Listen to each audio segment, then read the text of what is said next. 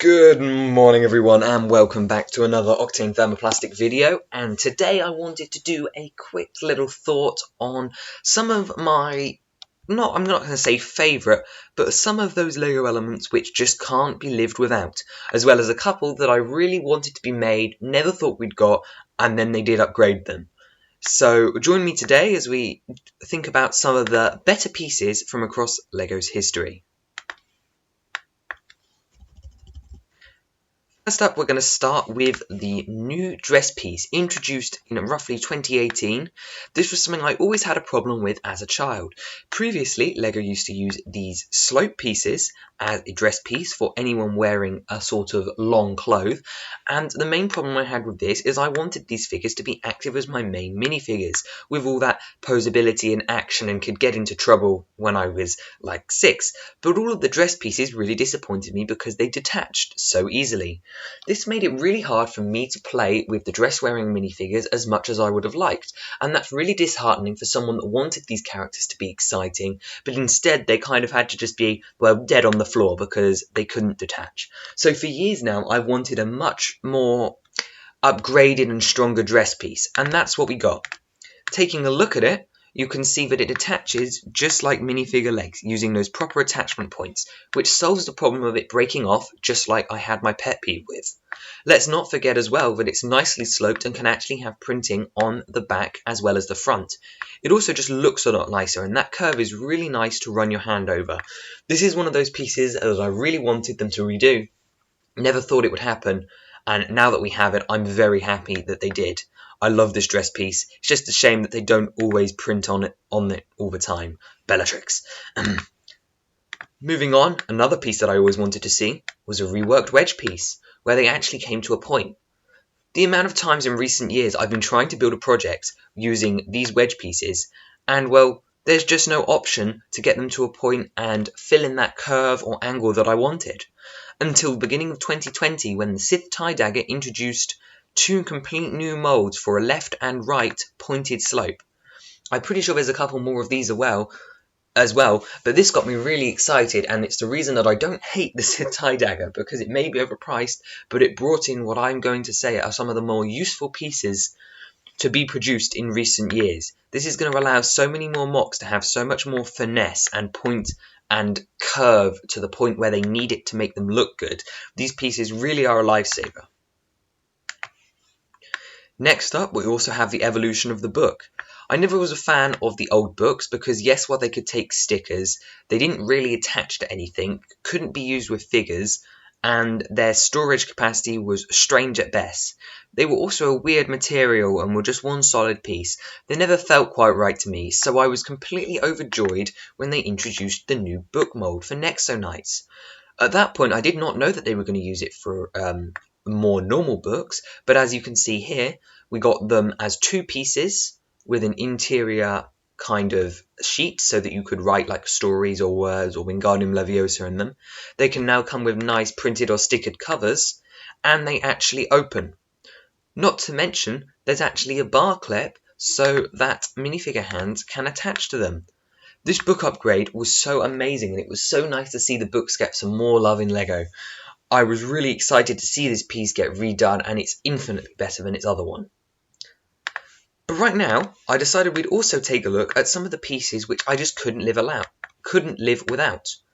More specifically, pieces I never knew I wanted, but have been invaluable to my different endeavours.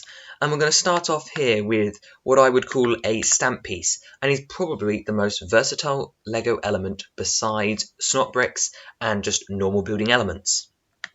The thing that makes this so special is its connection point.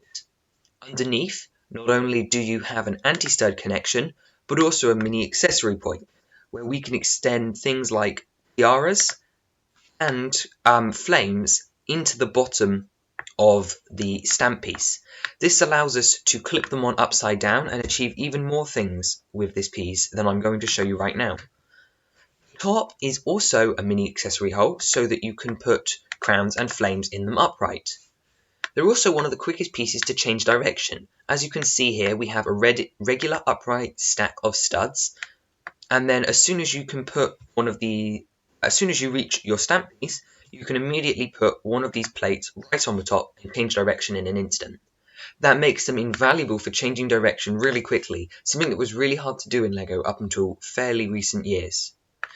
They're also a bar attachment, meaning that minifigures can attach to them, as well as clips from any angle, meaning that they're useful for minifigure accessories or for holding things upside down or attaching at weird angles again, and can also fit these kind of hold studs on them as well to allow for more direction changes and more interesting angles. And that, I think, is why the stamp piece is so useful, because it's so small and allows for so many options. Almost every connection is possible with this piece, and I think it was definitely a sleeper hit from my perspective. I thought it was useless when it first came out, and now it's something that I always think to when I'm trying to get technique done that I can't work out how. Next up, as far as pieces that I now can't live without, is this piece. I don't really know its name. Let's see if Studio can tell me. It's a modified 1x2 plate rounded with 2 open studs. This is a piece that I don't have much of in my physical collection, but just like the stamp piece, I use this one a lot building digitally. Again, it has a lot of the same advantages as the stamp piece, coming like a jumper where it can be attached on main studs or offset because of this middle anti-stud in the middle. It's rounded, which allows it to kind of blend in with curves at right angles, meaning that not only do you not have to have a straight edge jutting out here, but you have much more flexibility with what angles. You're not just tied to 90 degrees like with normal plates. You can turn it all the way around. This also helps the plate when you can do 5-angle curves like this, meaning that you can stack plates and pieces to create really interesting shapes using a fairly common and cheap piece that comes in quite a few colours. Just like the stamp piece, it also has the ability to change direction fairly quickly by the use of bars or actually even the stamp piece. You can see that they attach up here, upside down in the studs, or you can put a bar all the way through, or you can just build upright normally. The versatility on this piece is very similar to the stamp, but because they haven't been as round as long, I haven't been able to accumulate as many in my collection, meaning that I stick to using them mostly in digital softwares to get crazy angles and make otherwise impossible builds a reality. Before I start to wrap this video up, I thought it was also worth sharing some love for the snot bricks. We started off back in the day with the 1x1 snot brick with stud on one side, and this quickly evolved into the more useful snot brick with studs on all 4 sides. This allows for so many incredible connections from all 6 angles, allowing builds to become more 3-dimensional and more detailed all the time. I also don't want to not support the Erling because it also has its uses, particularly for its backside, which will allow it to attach to studs perfectly normally and create some new interesting shapes. The indent is also rather useful for detail work, and actually there's a lot of surprise purposes which you wouldn't imagine. The fact that all of these studs have holes in them allow them to have even more connection options, and again quickly change direction with the stamp piece, which to be honest just further proves the stamp piece's versatility. But then they kept developing this piece, making it more and more useful each time they did a new mould. Next, the 2 opposite sides meant that we could have some of the versatility of the 4-sider without having to compromise detail on one front side. But then, the real change for this piece in particular was this one, the studs on 2 sides but not on all 4.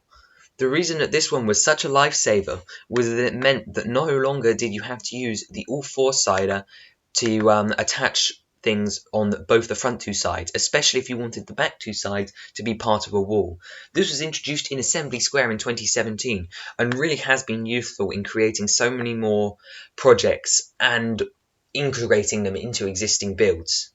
But the versatility continued when they started doing 2 height ones with brickheads, also in 2017.